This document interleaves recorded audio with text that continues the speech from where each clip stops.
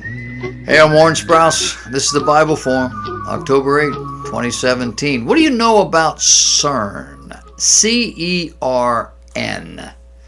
the Council European for Nuclear Research.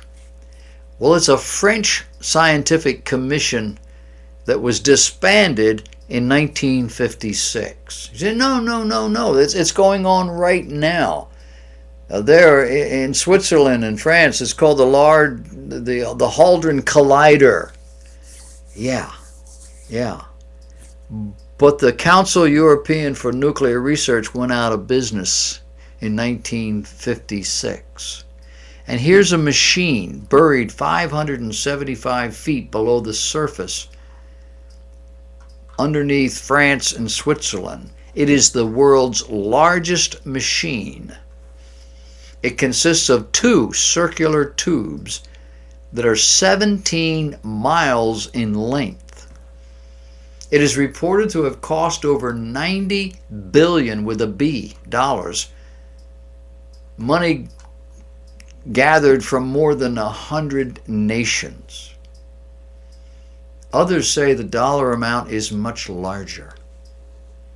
And more than 10,000 scientists work there on various projects. But recently it was reported they did something in terms of celebration that completely alters everything we know about them. In October 2015, apparently, there was a very strange operatic dance performed inside this facility. It was reported at the time, and there's video.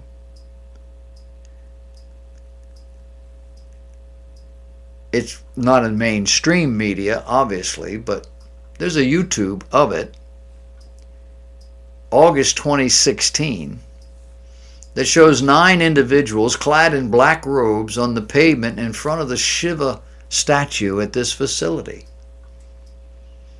I said Shiva, it's probably Shiva. Because Shiva is Hindu mythology. He is the Lord of the dance. At the most fundamental level, he's the God who presides over the cosmic cycle of creation and destruction.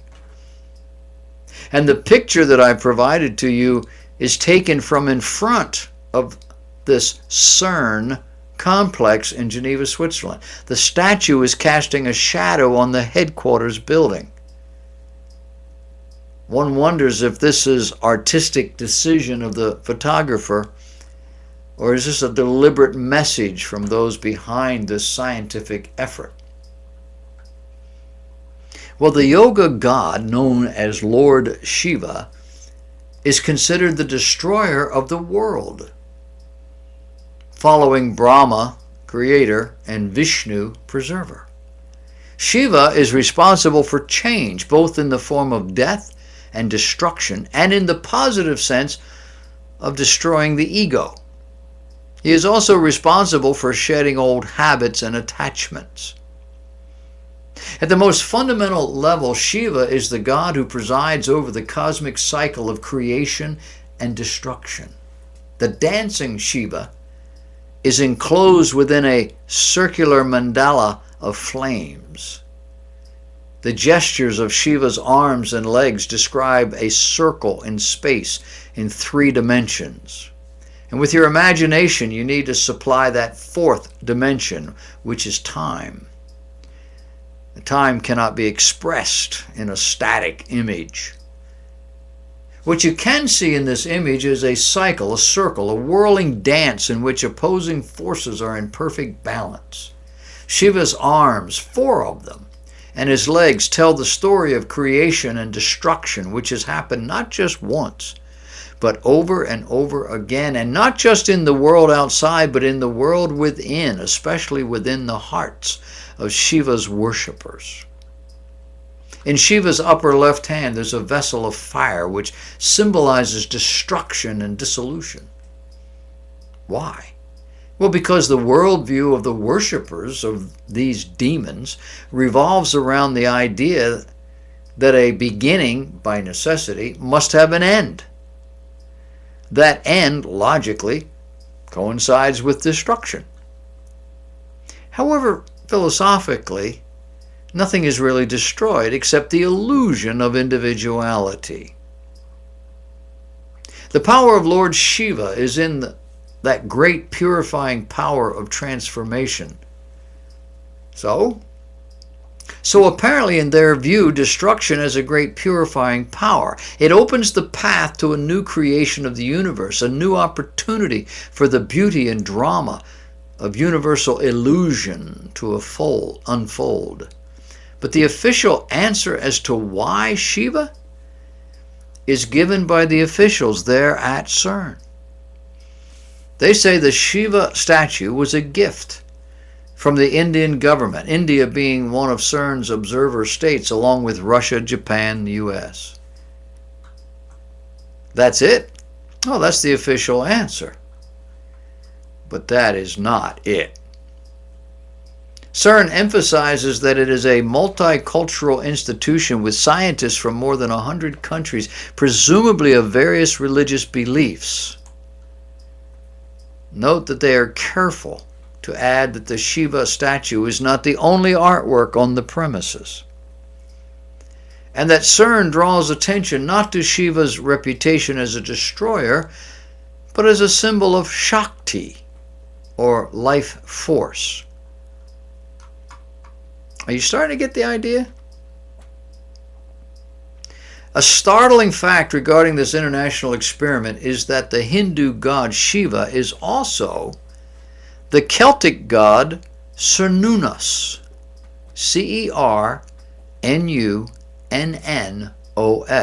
the god of the underworld, CERN for short. He controls the shadows. He's constantly dying and rising again. He alternates control of the world with the moon goddess Diana, or Isis, or Semiramis, depending on which pagan pantheon you're looking at. Keep in mind, Semiramis was the name of Nimrod's wife at the Tower of Babel. Babel, literally house of God. Today a word describing confusion because of the results there. One of the more fascinating facts regarding Satan and his purpose is that he isn't hiding it. Satan puts everything right out on the table in plain sight. And why do civilizations descend rather than ascend over time? Because human beings are born with a corrupted soul. The Bible calls it sin. Theology calls it moral corruption. A small child is more likely to lie than to tell the truth when he or she wants something or has done something that he or she knows is wrong. And if your small child doesn't do that, your teenager will. The CERN Collider is focused today on finding what they call dark matter. Dark matter is supposedly the particle that gives galaxies far greater mass than could be supplied by normal matter. Now keep in mind, no one has ever observed a single unit of dark matter. So what are they doing? Well, in their words, quote, the Large Hadron Collider may create a door to an extra dimension. That from physicist Sergio Bertolucci, who is director of research at CERN. Now, consider during the testing of the collider over a several year period, major earthquakes in areas near CERN have been recorded. In 2010 in Chile, 8.8 earthquake. 2015 in Nepal, 7.8.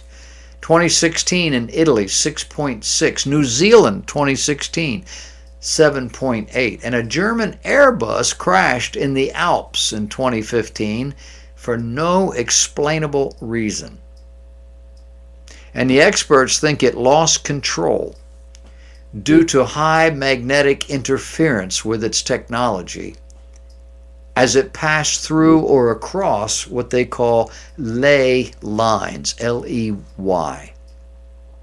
Now, that's a new phrase for me.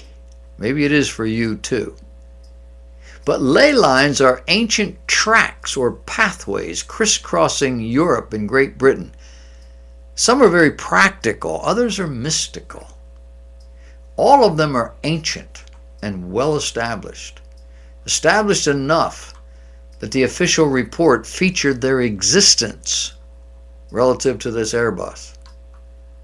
So this collider, when in operation, travels at a speed of just 3 meters per second less than the speed of light. The particles create a vibration 575 feet below the surface of the Earth, generating the largest magnetic field on the planet, generating this magnetic field across ley lines. And those are their words, not mine. So how would this impact an aircraft flying at 30,000 feet or so? None of that's clear.